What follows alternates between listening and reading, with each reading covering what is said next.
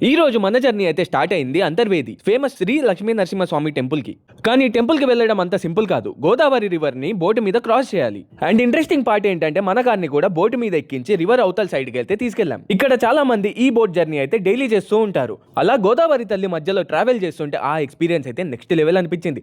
చల్లటి గాలి, అలల చప్పుడు, పీస్ఫుల్ అట్మాస్ఫియర్. అసలు ఆ మూమెంట్ లో మైండ్ మొత్తం రీఫ్రెష్ అయిపోయింది. ఈ బోట్ జర్నీకి అయితే టోటల్ గా మాకైతే 300 అయింది.